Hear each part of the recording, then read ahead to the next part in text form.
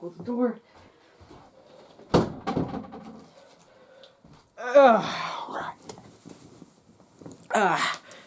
Hey everyone, DG here, and got a new camera angle here, and as you can see, I got my little wall of Van Damme over here. That's what I call it, the wall of Van Damme, with Bloodsport, Lionheart, Cyborg, and Universal Soldier, and you see my some of my collectibles and action figures, and my picture of me and Brandon Ruth at Motor City Comic Con, which you can probably barely see. Anyway, I'm gonna do a review today of 2021 Candyman. That should be fun. Before I talk about this, I'll let you know something. When I got to see the movie, I didn't. As you see, my friend Andres invited me to see it. I went with him, and I kind of regretted it because, funny, I never saw any of the Candyman movies beforehand. Nothing against Tony Todd, but here's something weird. Tony Todd is like literally the only active celebrity to actually follow my Instagram. I'm not joking. Tony Todd actually followed my Instagram. I don't know why, it just happened like that. I have no idea. Anyway, I haven't seen the original movies, and honestly, this might be a terrible introduction to the franchise. Because, you know how I felt about how movies are going woke now and stuff? I mean, I like to still have faith that movies are good and stuff. Like, I'm not entirely, every movie is bad. I know people complain about the Star Wars sequel trilogy. Although, I will say one thing, I actually don't have Star Wars movie sequel trilogy that I consider my favorite, consider the best one. It's probably, let's see, that one I kind of can't see that one probably because of the glare. Force Awakens is the better one out of the sequel trilogy, in my opinion. Make with that as you will.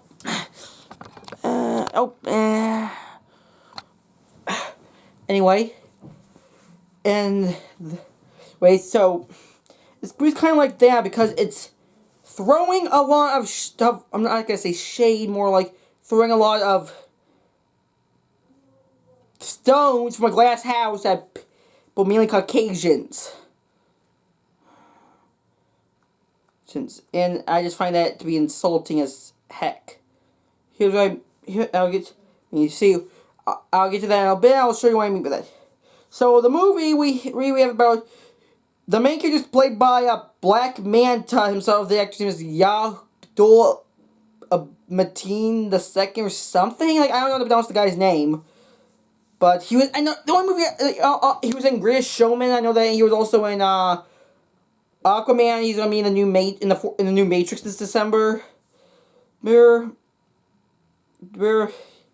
plays this painter who, after hearing a little scary story from his buddies about the Candyman, draws a picture similar to it, but then he ends up, I guess, actually summoning it, and when he starts to become the Candyman, because he keeps getting his hand mucked up.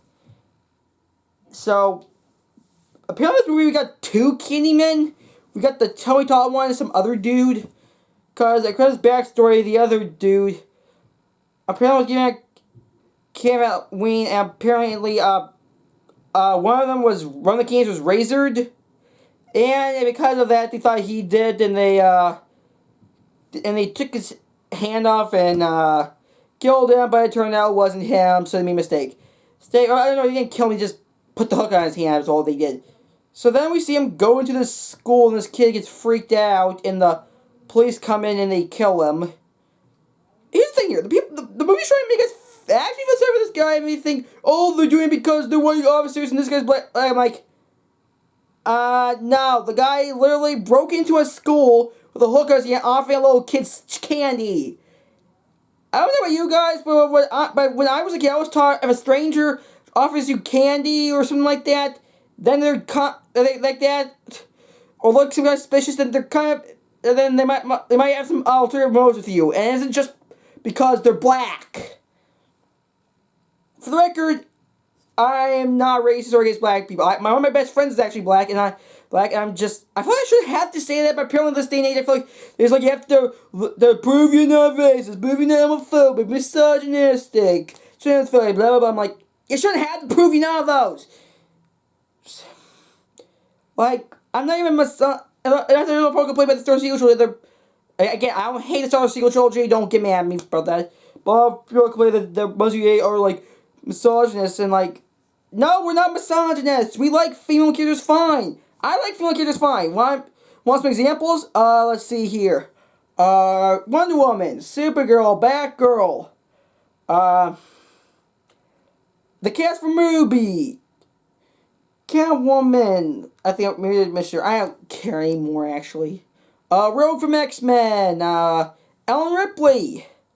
Sarah Connor. Let me think. Black Widow. She-Hulk. Let me think. Gamora. Gwen from Total Drama. Spider-Gwen. Gwen Tennyson. Soga Tano. Sydney Prescott. Sonya Blade. Cassie Cage. Let me think. What other female characters? Like Uraraka from My Hero Academia. Kayoko Jiro from My Hero Academia. Momo Yayu Rose from My Hero Academia. Asui, or as they call her, Frogger from My Hero Academia.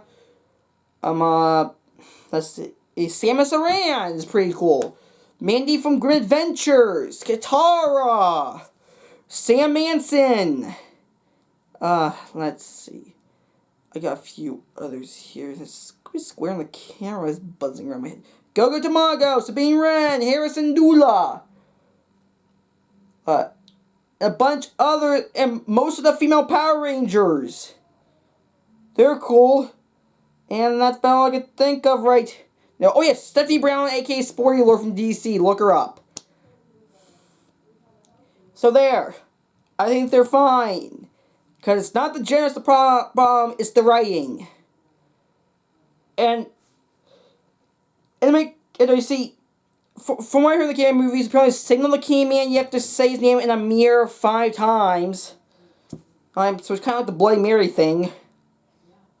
So I came at 5 times and boom, you pop out. Okay, in fact, because the movie is sold enough, in the opening Universal logo, they play the Candyman theme from Willy Wonka and the Chocolate Factory. Which is kind of ironic considering I literally participated in a play for Chocolate Factory in 2nd grade, and I actually was one of the background singers for the Candyman can. The Candyman can. Although, it bothered me why they could do it, because I'm pretty sure... Actually, what did I say? I can't remember if it was owned by Paramount or Warner Brothers. Or like maybe it was owned by Paramount, but then Warner Brothers got the rights to it, hence the Chocolate Factory Burton movie. I have to check that out later. So yeah, the guy's a painter. He does this little image of does a little painting of the Candyman to be symbolic and puts that in an art show. Then at nighttime we get these 2 people that was left at the museum talking about necrophilia type stuff as like some sex roleplay. I'm like, what the hell kind of hell is this? And of course, some of the Candyman. I can't tell which Candyman it is in the movie because of the lighting is kind of dark, and I feel like it's hard for me to tell which Candyman it is. I can't tell if it's Todd or the new guy. But it doesn't matter to me, because then when they got heroes about the other 2 getting killed that night, I'm not kidding, this guy literally only gives a crap that they mention his name. He's like, oh, they mentioned my name, and like, 2 people got killed. And all you care about is just your name and your painting were mentioned. Idiot. So then he starts doing some investigation of the Candyman mysteries. During he gets stung by a bee because the Candyman from my scene likes to shoot bees from his mouth like locusts, like the Mummy. Yeah, I heard there was a movie those bees gave Tony Todd a couple of bee stings in the mouth, which I'm pretty sure must have been painful for him. So then he gets them tips from this laundry man in this little town that they're trying to say is like poor, even though it didn't look that poor to me. I mean, yeah, the dude tried to they tried to just come to try to say black people being poor and stuff. I'm like, just a little much of it. And here's the line the most. When he's hearing the backstory for Tony Todd Candyman, which is that he was paying for this rich guy, but the rich guy didn't like how he fell in love with his daughter, so the town cut his hand off, shoved a hook on it, covered him in honey and let the bees do their work. And he died, so then he came back and became the guy he is. Like, they say about... Here's the line I like. They say this line here is specifically about Caucasians that got me really upset in this movie. They don't like us. They just like what we do for them. I'm like, really? You're really gonna go that far? You're really gonna go that far? You're really gonna go say, oh, go say, oh, we don't really like black people. I'm like, oh, screw off! Oh, I like black people. Oh my. I shouldn't have to do this, but still. Then how come I got a poster for Demolition Man, one of my favorite movies there, which shows Wesley Snipes, a black person? Saying, huh? How come I have an autograph of the Godfather from WWE who I met at Astronomicon 2? No, it was Astronomicon 1. Or was it 2? I know it was 1. It was definitely 1. Yeah, how come I have that in my room? Ooh, huh? Huh, yeah, answer me. Oh my, yeah. Yeah, answer me that. And I found the guy who wrote the movie was Jordan Peele. You know the guy who did Us and Get Out? I've watched both movies. Get Out I watched for a project for school. Us I watched because I wanted to. And those movies weren't exactly that much commentary heavy. At least they weren't trying to deliberately say, oh, white people are the enemy. Me, honestly, they weren't deliberately trying to say that this movie was 100% saying that. I've lost all respect for Jordan Peele now. I've lost all respect for this guy. Like, for one thing, this isn't the 60s. This isn't like 60s Southern Alabama when we used. Okay, we're not lowering you on the ships. We're not whipping you with bull whips. We're not selling you as slaves. Let's just say, oh, well, black people live in poverty. The guy in the movie has has like a 4 or 5 star apartment. That most people in where I live would have to work 62 jobs to afford. New York class. Yeah, and Candyman appear that much throughout the movie, and when we see this guy getting his hand mulched by multiple things to show that, oh, he's becoming the next Candyman, so subtly, and going to this guy at the laundromat to learn more stuff, and talking to his girlfriend, and his girlfriend thinking that he's going nuts and stuff. You do get a little back to stuff like, it's not that interesting, and there's not many deaths here. Oh, speaking of the commentary, there's this one scene where at a random high school that these girls don't know about, there's one black girl hiding in the stall while these white girls are making fun of her. I'm like, oh, really? You're really gonna pull that card out? And then they, of course, came against Summon, and he kind of off screen kills them, which I mean, this feels more like somebody's weird. Somebody's still having a bone to pick with the old high school bullies and deciding to just write what they want to happen to them. Yeah, they want this guy to come out and go murder them. Wow, that's not all horrifying. And yes, I know it's a slasher movie, but this still just feels like someone just trying to vent their frustrations out on someone. And I can't think of that much else interesting in the movie, so I might as well just get to the end here. So at the end, the lineman guy decides to, for some reason, I don't remember the reason it is, kidnaps the lead, his girlfriend, takes him to a church where he cuts the lady's hand off, finishes the job, and puts the hook in to try and frame it as the Candyman.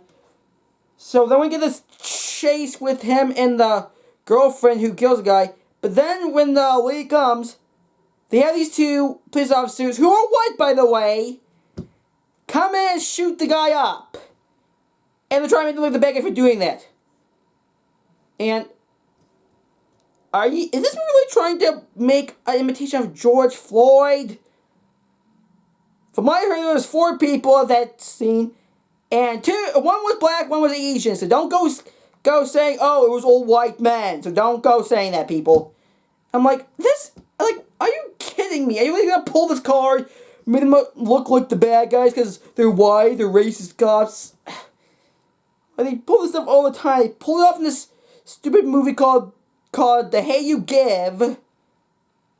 Like, my mom, I almost lost faith in the cops, so my mom had to give me faith in them. I'm like, I shouldn't have to lose faith in them. This is stupid.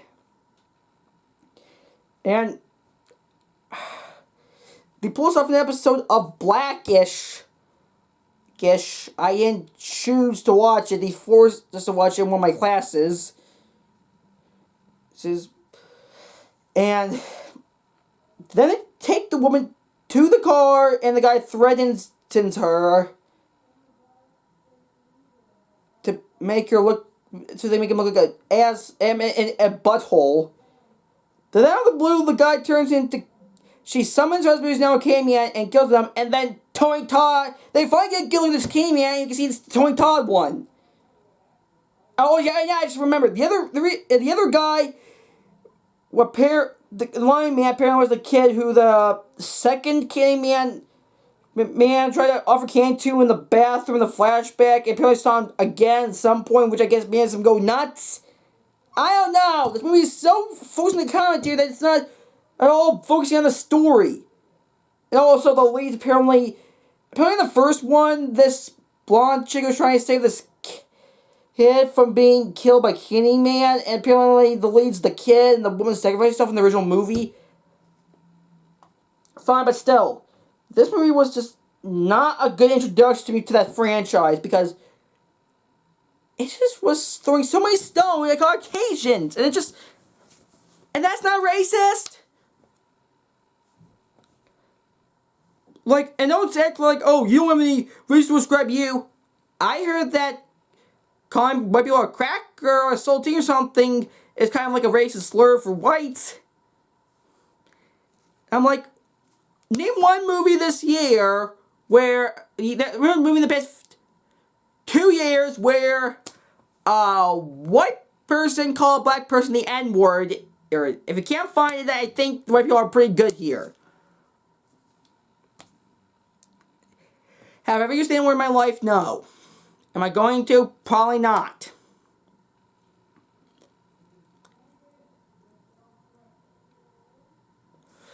Anyway, sorry, I'm just having a big headache from this. My next video is I'm going to try to get more footage in and hopefully avoid copyright with movies. Something like that. Anyway, that's all I got for this review. I really gotta go. Bye.